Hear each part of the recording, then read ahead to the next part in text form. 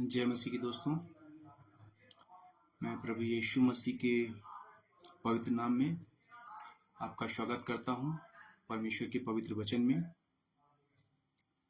तो आइए हम प्रभु के वचन से कुछ बातों को देखेंगे।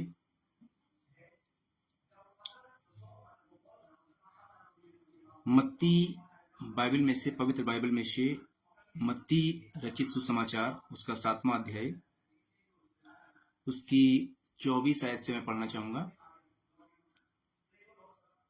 ऐसे लिखा है, जो कोई मेरी ये बातें सुनकर उन्हें मानता है वह उस बुद्धिमान मनुष्य के समान ठहरेगा जिसने अपना घर चट्टान पर बनाया। ये प्रभु यीशु मसीह के शब्द हैं। प्रभु यीशु मसीह बोल रहे हैं यहाँ पर कि जो कोई मेरी बातें सुनकर उन्हें मानता है वह उस बुद्धिमान मनुष्य के समान ठहरेगा जिसने अपना घर चट्टान पर बनाया। और बारिश और बाढ़ें आईं और आंधियां चली और उस घर पर टक्करें लगी, परंतु वह नहीं गिरा क्योंकि उसकी नींव चट्टान पर डाली गई थी। आगे लिखा है 26 आयत में, परंतु जो कोई मेरी ये बातें सुनता है और उन पर नहीं चलता, सुनता है और उन पर नहीं चलता, वह उस मूर्ख मनुष्य के समान ठहरेगा जिसने अपना घर रेत पर बनाया। और बारिश और बाढ़ें आईं और आंधियां चली और उस घर पर टक्करें लगी और वह गिरकर सत्यानाश हो गया। आइए छोटी सी प्रार्थना करेंगे। स्वर्गीय पिता, प्रभु यीशु मसीह के सामर्थी नाम से मैं आपके पवित्र चरणों में आता हूं प्रभु जी। और प्रभु जी, मैं प्रार्थना करता हूं इस पवित्र वचन के लिए। आपका वचन जीवित है, सामर्थी है। आपका वचन लोगों के दिलों को बदलता है, लोगों के दिलों में जगह बना करके उनके दिलों को साफ करता है। आपका पवित्र वचन लोगों को चंगा करता है। आपका पवित्र वचन हमको पाप से और गुनाह से अलग रखता है। मैं आपका धन्यवाद करता हूँ। आपके पवित्र वचन से हम सबों की अगुवाई कीजिए, अपने वचन के द्वारा हमको सिखाइए। प्रार्थना करते हैं प्रभु यीशु मसीह के नाम से। इस विनती और प्रार्थना का उत्तर मांग करके पा लेते हैं पिताजी, आमीन आमीन। तो यहाँ पर हम पाते हैं कि प्रभु यीशु मसीह कुछ बातों को बोल रहे हैं। प्रभु यीशु मसीह इस प्रकार से कहते हैं कि जो कोई मेरी बातें सुनता है और उन पर नहीं चलता, वह उस मूर्ख मनुष्य के समान है जिसने अपना घर रेत पर बनाया। और जो मेरी बातें सुनकर उन्हें मानता है वह बुद्धिमान मनुष्य के समान है जिसने अपना घर चट्टान पर बनाया। ये बात हम ये सोच सकते हैं कि ये बात ऐसे लोगों पर लागू होती है जो मसीही नहीं है, जो मसीह को नहीं जानते, जो मसीह की देह के अंग नहीं है। लेकिन इन वचनों को अगर ध्यान से हम पढ़ेंगे तो इसमें गहराई यही है कि ये बातें मसीहियों पर भी लागू होती हैं। कह सकते हैं कि मसीहियों पर पूरी तरह से लागू होती हैं, क्योंकि मसीही, जो मसीह यीशु को जानने वाले लोग हैं, वही ऐसे लोग हैं जो प्रभु की बातें सुना करते हैं। क्योंकि गैर मसीही प्रभु की बातें नहीं सुनते हैं। उनको लगता है कि हमारा धर्म बदल जाएगा, उनको लगता है कि वो तो अन्य धर्म के या किसी विदेशी ईश्वर की बातें हैं, हम क्यों सुनेंगे। तो अन्य लोग नहीं सुनते, लेकिन मसीही लोग सुनते हैं। जो कलीसिया जाते हैं, जो प्रार्थना भवन में जाते हैं, बैठते हैं, परमेश्वर का पवित्र वचन सुनते हैं, ये उन्हीं लोगों से कहा गया है जो परमेश्वर के वचन को सुनते हैं, अर्थात मसीहियों से कहा गया है। अर्थात बाइबल कभी ये नहीं कहती, परमेश्वर का वचन ये नहीं कहता, प्रभु यीशु मसीह ये नहीं कहते कि अगर तुम मुझ पर विश्वास करोगे तो तुम्हारे जीवन में परेशानियां नहीं आएंगी, परेशानियां समाप्त हो जाएंगी। ऐसा नहीं है। ये वचन हमको सिखाता है कि जो मेरी बातें सुनकर उन्हें मानता है वह उस बुद्धिमान मनुष्य के समान ठहरेगा जिसने अपना घर चट्टान पर बनाया। और जो बालू है या रेत है, रेत पर घर बनाना या रेत पर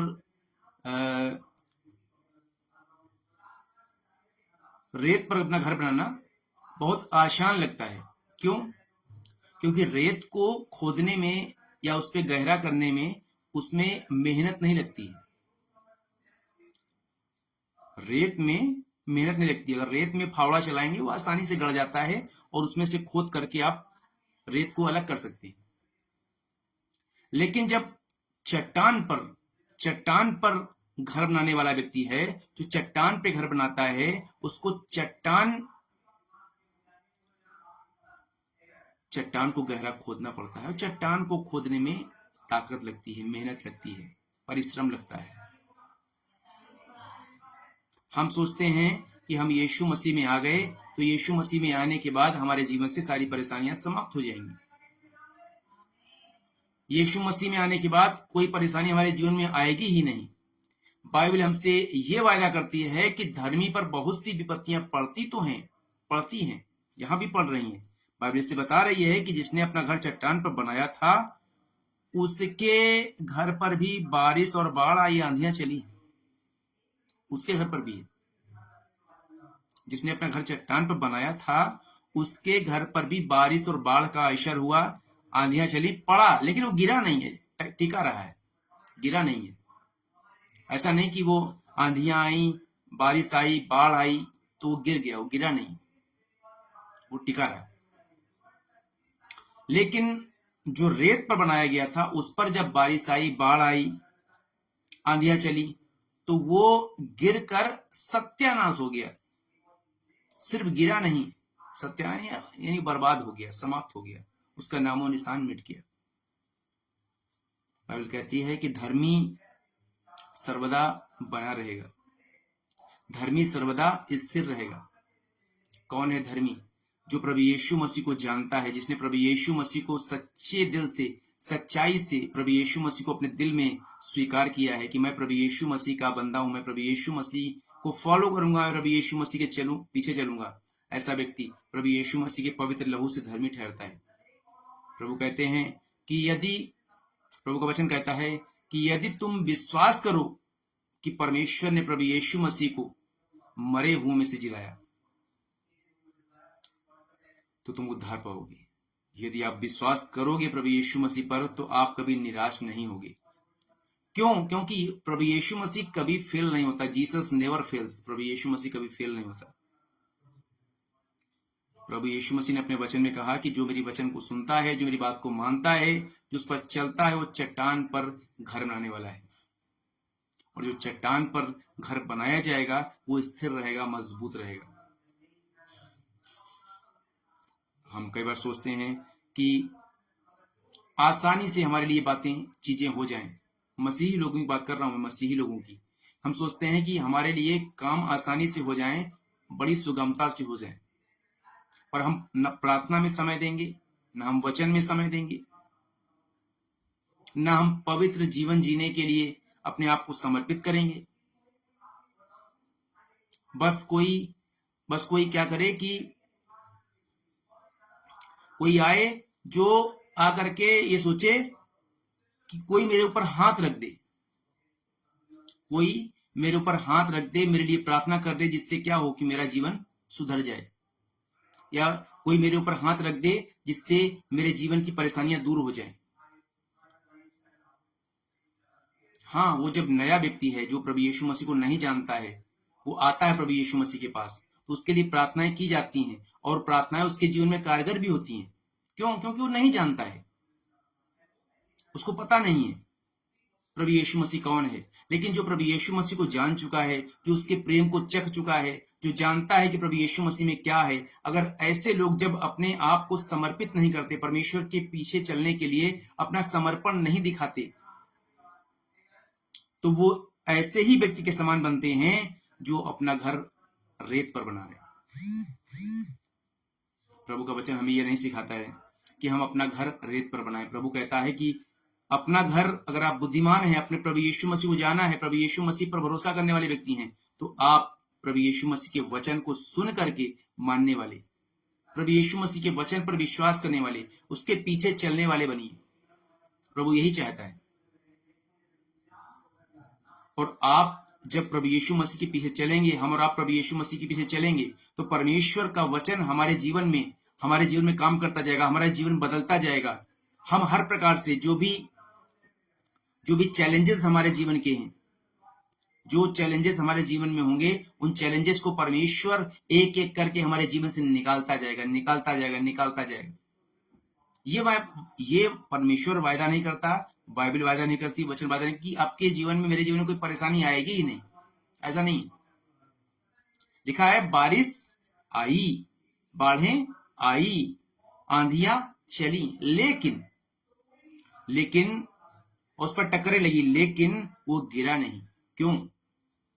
क्योंकि वो सॉलिड चीज पर विश्वास कर रहा है, वो प्रभु यीशु मसीह पर विश्वास कर रहा है, उसके वचन पर विश्वास कर रहा है। प्रभु यीशु मसीह ने कहा कि आकाश और पृथ्वी टल जाएंगे, परंतु मेरी बातें, मेरा वचन नहीं टलेगा।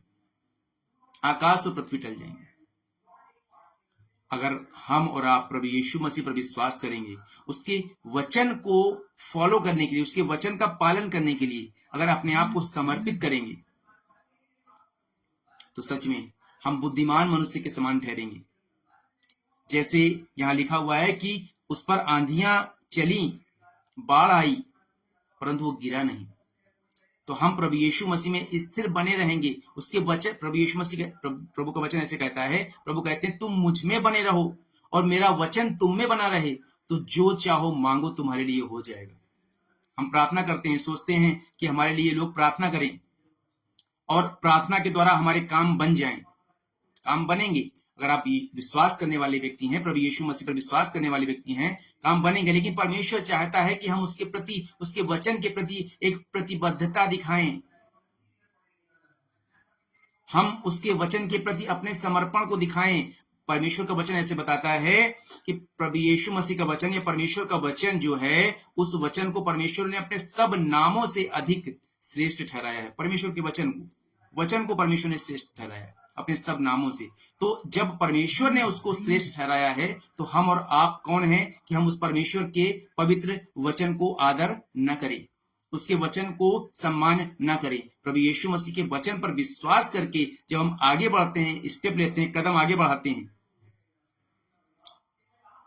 तो वचन हमारे जीवन में काम करता है। बाइबल ऐसे बताती है कि वो अपना वचन भेजकर चंगा करता है। कितने लोग बीमारी में मर जाते हैं, उनको इलाज नहीं मिलता है। कितने लोग बीमार हैं, आज भी परेशानियों में जूझ रहे हैं, उनको पता नहीं है मेरे लिए इलाज क्या है, उनको डॉक्टर्स नहीं मिल पा रहे हैं। ऐसी ऐसी बीमारियां हैं, डिप्रेशन है, लोगों के जीवन में शांति नहीं है, ऐसी इनकी कोई मेडिसिन नहीं है। प्रभु यीशु मसीह कहते हैं कि मैं तुमको अपनी शांति देता हूं। जो शांति प्रभु यीशु मसीह की है, वो अपनी शांति प्रभु यीशु मसीह हमको और आपको देते हैं। अगर हम प्रभु यीशु मसीह पर विश्वास करेंगे, उनके पवित्र वचन पर विश्वास करेंगे, उनके वचन का आदर करेंगे, उनके आज्ञाओं को मानेंगे, तो परमेश्वर की शांति मेरे और आपके जीवन में पाई जाएगी। परमेश्वर की शांति हमारे अंदर पाई जाएगी। साथ ही साथ परमेश्वर ने जैसे अपने वचन में कहा है कि जो कुछ तुम मांगोगे प्रार्थना में विश्वास के साथ, वो तुमको मिल जाएगा। हम अपने भाइयों को या अपने लोगों को क्षमा करना नहीं जानते, क्षमा करना नहीं सीखते, क्षमा नहीं करते और सोचते हैं कि परमेश्वर हमारी प्रार्थनाओं को सुने। कैसे? क्या परमेश्वर नहीं कहता कि जब तू अपनी भेंट लेकर के आए वेदी पर, तो क्या देख, अगर तेरे भाई के मन में तेरे प्रति कुछ है तो जाकर के पहले उससे मेल मिलाप कर ले, अर्थात एक दूसरे से क्षमा मांग लेकर ले। क्यों? उसी प्रकार से क्षमा कर दे जैसे हमारा स्वर्गीय पिता हमें क्षमा करता है। जैसे पिता ने हमको क्षमा किया है, वैसे ही चाहता है कि हम भी अपने भाइयों को, अपने बहनों को, अपने परिवार को, अपने लोगों को हम क्षमा करें, माफ करें, ताकि परमेश्वर हमें भी माफ करे। हमारे जैसे पापों को परमेश्वर ने ऑलरेडी माफ किया है, और जब हम क्षमा करेंगे, दूसरों को माफ करेंगे, तो परमेश्वर हमें भी माफ करेगा, हमको धर्मी ठहराएगा और साथ ही साथ हमारी प्रार्थनाओं को भी सुनेगा। प्रार्थना हमारी सुनी जाएगी, ग्रहण योग्य होगी। तो मैं फिर से कहना चाहूंगा कि जिस प्रकार से लिखा हुआ है कि यदि कोई मेरी बातें सुनकर उन्हें मानता है, जो सुनकर मानता है वो उस बुद्धिमान मनुष्य के समान ठहरेगा जिसने अपना घर चट्टान पर बनाया। अब अगर देखोगे इसी अध्याय मत्ती 7 अध्याय में उसकी एक आयत में ऐसे लिखा है कि जो मुझसे हे प्रभु कहता है उनमें से हर एक स्वर्ग के राज्य में प्रवेश नहीं करेगा, परंतु वही जो मेरे स्वर्गीय पिता की इच्छा पर चलता है। हर एक व्यक्ति जो प्रभु प्रभु कहता रहता है उनमें से हर एक स्वर्ग के राज्य में नहीं प्रवेश नहीं करेगा, लेकिन वो जो मेरे स्वर्गीय पिता की इच्छा पर चलता है। तो पिता की इच्छा क्या है? पिता की इच्छा यही परमेश्वर का वचन है। पिता की इच्छा यही परमेश्वर का वचन है। जब परमेश्वर के वचन का आदर करेंगे, परमेश्वर के वचन पर चलेंगे, तो हम पिता की इच्छा को पूरा करने वाले होंगे और हमारे जीवन से पिता की महिमा होगी। इसी की 20 आयत में ऐसे लिखा है, उनके फलों से तुम उन्हें पहचान लोगे। परमेश्वर के वो काम हमारे जीवन में देखे जाएंगे, परमेश्वर की वे भलाइयां हमारे जीवन में देखी जाएंगे। लोग जानेंगे कि वाकई में ये लोग कौन है, प्रभु यीशु मसीह के लोग हैं। कब? जब हम परमेश्वर के साथ वफादार होंगे, विश्वास योग्य बने रहेंगे, परमेश्वर के वचन का पालन करेंगे, तो परमेश्वर के फल हमारे और आपके जीवन में देखे जाएंगे। पवित्र आत्मा के फल हमारे और आपके जीवन में देखे जाएंगे। बीमारियां, रोग हमारे जीवन से दूर होंगे। तो आइए अपने मन को हम एक बार फिर से परमेश्वर के हाथों में सौंप दें, अपने आप को परमेश्वर के हाथों में सौंप दें और प्रभु से कहें, प्रभु मैं बहुत दिनों तक प्रभु अपनी इच्छा के अनुसार जीवन बिताता रहा, लेकिन प्रभु मैं अपने आप को आपके हाथों में सौंप देता हूं। प्रभु मेरे जीवन से आप ही महिमा लीजिए। प्रभु जी मैं आपके पवित्र वचन का पालन करूंगा, आपके वचन के अनुसार मैं अपने जीवन को बिताऊंगा। और यदि आप में से कोई बीमार है, यदि कोई रोग में है, तो मेरे पीछे प्रार्थना कर सकते हैं, प्रभु यीशु मसीह मैं आपको अपना उद्धारकर्ता स्वीकार करता हूं या करती हूं। प्रभु मैंने आपका वचन सुना और मैंने जाना कि आप जीवित परमेश्वर हैं। प्रभु मेरे जीवन में आइए। मैं जिस बीमारी से, रोग से पीड़ित हूं, प्रभु मुझे चंगा कीजिए। मेरे प्रभु मैं विश्वास करता हूं या करती हूं कि आपने मेरे लिए कोड़े खाए ताकि मैं चंगाई को प्राप्त करूं। आप मेरे लिए कलवरी क्रूस पर मारे गए, गाड़े गए और तीसरे दिन मरे हुओं में से जी उठे। मेरे प्रभु मैं आपको अपना उद्धार करता, अपने जीवन का स्वामी स्वीकार करता हूं या स्वीकार करती हूं। मैं प्रभु यीशु मसीह के नाम से इस विनती और प्रार्थना का उत्तर मांग लेता हूं। आमीन। यदि आपने ये प्रार्थना की है तो मैं आपके लिए प्रार्थना करना चाहूंगा। यदि आप में से कोई बीमार है जो आज लाइव देख रहे हैं आप में से, या फिर जो बाद में देखेंगे, परमेश्वर का वचन, परमेश्वर की सामर्थ, परमेश्वर का आत्मा हमेशा हमें और आपको चंगा करने के लिए, हमारे साथ बने रहने के लिए तैयार है। तो मैं प्रार्थना करता हूं ऐसे लोगों के लिए जो बीमार हैं, जो मुझे देख रहे हैं, मेरी आवाज को सुन रहे हैं। मैं प्रार्थना करता हूं यदि कोई बीमार है, यदि कोई ऐसी बीमारियों से ग्रसित है जो डॉक्टर्स ने जवाब दिया हुआ है, या ऐसी बीमारियां हैं जिनका कोई इलाज नहीं है, या ऐसी बीमारियां हैं जिनके पास इलाज के लिए पैसे नहीं हैं, या ऐसी बीमारियां हैं जो प्रभु जी लोग परेशान हैं। मैं प्रार्थना करता हूँ यीशु मसीह के नाम से, प्रभु यीशु मसीह के नाम से, जो मेरी आवाज को सुन रहे हैं, जो मुझे देख रहे हैं, प्रभु यीशु मसीह के नाम से प्रार्थना करता हूँ, in the name of Jesus be healed, in the name of Jesus. प्रभु यीशु मसीह के नाम से चंगे हो जाओ। कोई भी बीमारी प्रभु यीशु मसीह के लिए कोई भी बीमारी बड़ी नहीं है। प्रभु यीशु मसीह हर एक प्रकार की बीमारियों को चंगा करने वाला परमेश्वर है। प्रभु यीशु मसीह के नाम से जो यदि कोई बीमार है, प्रभु यीशु मसीह के नाम से वो चंगा होने के लिए घोषणा करता हूं, इन the name of Jesus be heeled. यदि कोई अशांत है, कोई डिप्रेशन में है, प्रभु यीशु के नाम से उस अशांति को, डिप्रेशन को दूर करता हूं, इन द नेम ऑफ जीसस। मैं ब्लेस करता हूं जो इस वचन को सुनने वाले, मानने वाले हैं, उनको मैं प्रभु यीशु मसीह के नाम से ब्लेस करता हूं, आशीषित करता हूं। धन्यवाद प्रभु यीशु मसीह, आपने मेरी विनती और प्रार्थना को सुना है। इस वचन पर आपकी आशीष मांगते हैं। धन्यवाद के साथ प्रभु यीशु मसीह के नाम से विनती और प्रार्थना का उत्तर मांग करके पा लेते हैं पिताजी, आमीन, आमीन, आमीन। God bless you all, God bless you.